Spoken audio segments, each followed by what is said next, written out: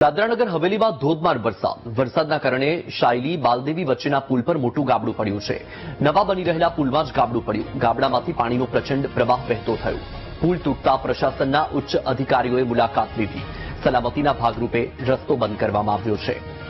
તો સતત વરસાદી માહોલ છે અને વરસાદી માહોલની વચ્ચે શાયલી બાલદેવી વચ્ચેનો જે પુલ છે એ પુલ પર મોટું ગાબડું પડી ગયું છે। દ્રશ્યમાં પણ તમે જોઈ શકો છો કે રસ્તાની પુલની શું સ્થિતિ થઈ છે। વધુ માહિતી મેળવીએ સંવાદદાતા માનવ પાસેથી। માનવ, દમણ અને દાદરાનગર હવેલીમાં સતત વરસાદી માહોલ છે અને શાયલી બાલદેવી વચ્ચે પુલ પર ગાબડું પડ્યું છે, શું અપડેટ? વત્સલ, આપણે જણાવવાનું કે જે રીતે વલસાડમાં અવિરત વરસાદ વરસી રહ્યો છે તેવી જ રીતે સંઘ પ્રદેશ દાદરાનગર હવેલીમાં પણ છેલ્લા 36 કલાકે ભારે વરસાદ વરસી રહ્યો છે।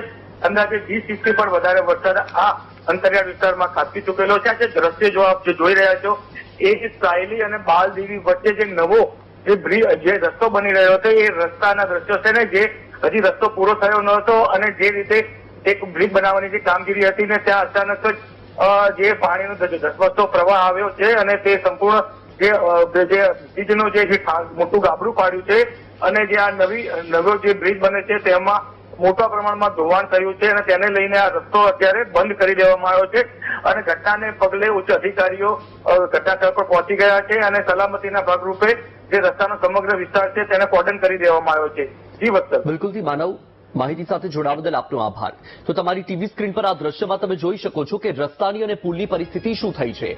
નવું જ બાંધકામ અને ગુણવત્તા સામે પણ સવાલ ઉઠ્યા છે। હાલ તો રસ્તો બંધ કરી દેવામાં આવ્યો છે। પુલ તૂટતા જ પ્રશાસનના જે ઉચ્ચ અધિકારીઓ છે તે પણ મુલાકાત લેવા માટે પહોંચ્યા, પરંતુ સવાલ એ છે કે લાખો કરોડો રૂપિયાના ખર્ચે પુલ બનાવવામાં આવે છે, રસ્તાઓ બનાવવામાં આવે છે અને પહેલા જ વરસાદની સાથે આ પરિસ્થિતિ ઉદ્ભવે છે। હાલ તો આ રસ્તો બંધ કરી દેવામાં આવ્યો છે। દાદરાનગર હવેલીના આ દ્રશ્યો જુઓ તમે, સવારથી જ વરસાદી માહોલ છે અને વરસાદી માહોલની વચ્ચે શાયલી બાલદેવી વચ્ચેનો જે પુલ છે એ પુલ પર મસ્ત મોટું ગાબડું પડ્યું અને ગાબડું પડતાની સાથે જ આ રસ્તો ધોવાઈ ગયો। તમારી ટીવી સ્ક્રીન પર દ્રશ્યમાં પણ તમે જોઈ શકો છો કે પાણીના ધસમસતા પ્રવાહમાં રસ્તાની શું પરિસ્થિતિ થઈ।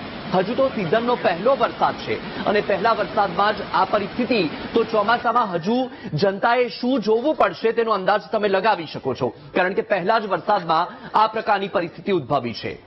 હાલ તો અધિકારીઓ સ્થળ પર પહોંચ્યા છે, બેરિકેડ મૂકવામાં આવ્યા છે, પરંતુ સવાલ એ છે કે લાખો રૂપિયા, કરોડો રૂપિયાના ખર્ચે જ્યારે પુલ બનાવવામાં આવે છે તો એ પુલમાં જે મટીરિયલ વાપરવામાં આવ્યું છે એ મટીરિયલ કેવું હતું?